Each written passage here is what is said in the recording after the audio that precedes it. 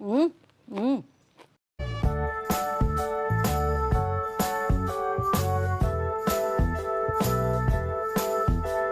Hello, good morning. May nagtinda ng dilis. Gagawin kong tortang dilis.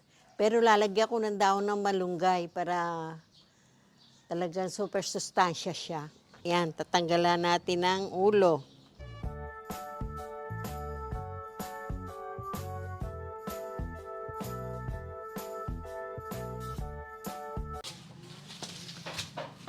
Ilagay natin tong dilis.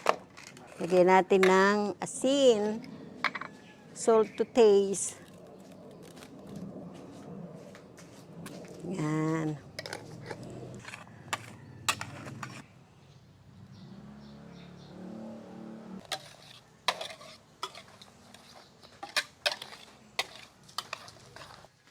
Para lalo siyang masustansya. 'Di ba? Harina. Tapos po, cornstarch.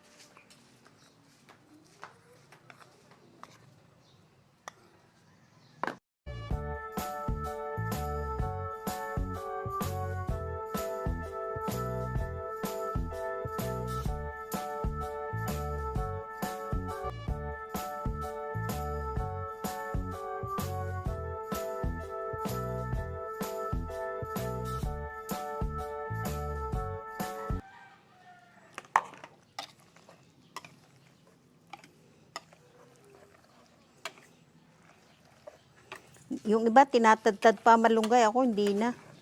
Sinama ko na lang siya. Kami lang naman kakain eh. Kami mag-iina. Ulam namin ngayong tanghalian to.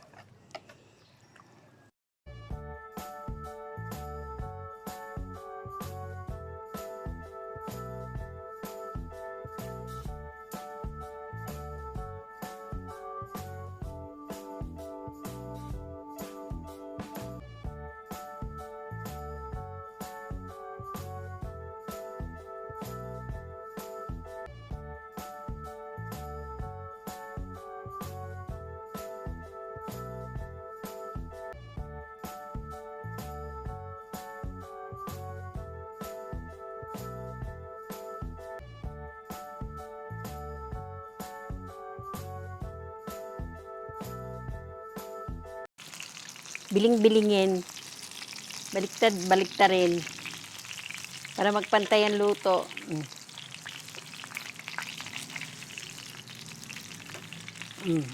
Diba?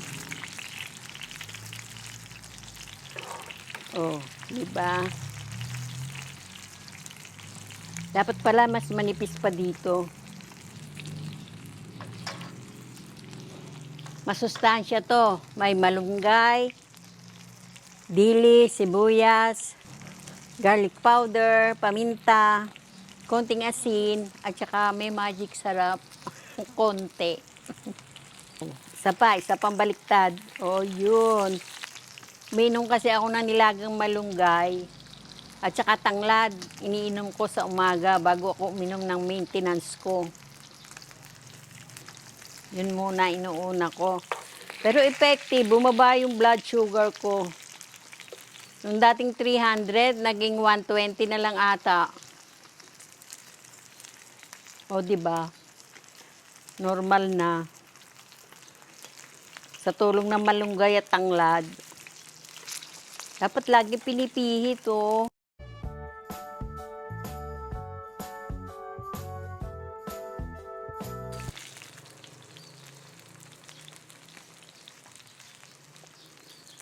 Okay na.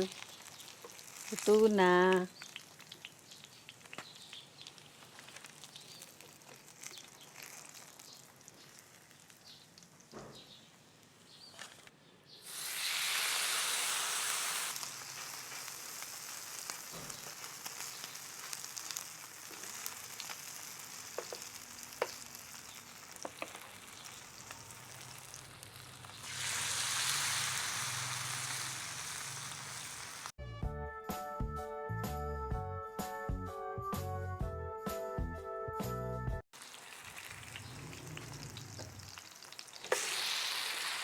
Ninipisan ko na to, oh.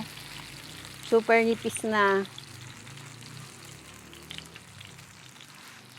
100 pesos, 1, 2, 3, 4, 5, 6. 6 na. 6 divided by 100, eh di 15. Kung 15, 90. Eh ito pa, oh, baka 4 na piraso pa to. Pag ito naka 10, pumapatak na 10 pesos each.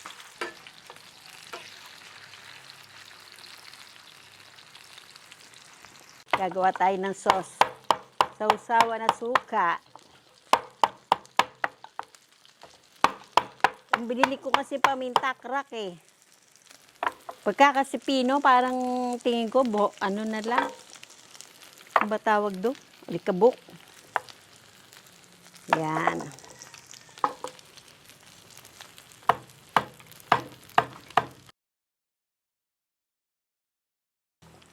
Yan natin na isang sili.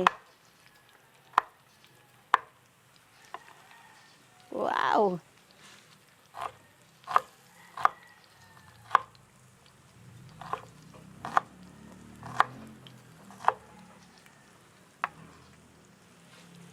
Ito guys, luto na ang ating tortang gilis. Pero gusto ko, isawsaw ko sa suka. Suka na malutong na tortang dilis.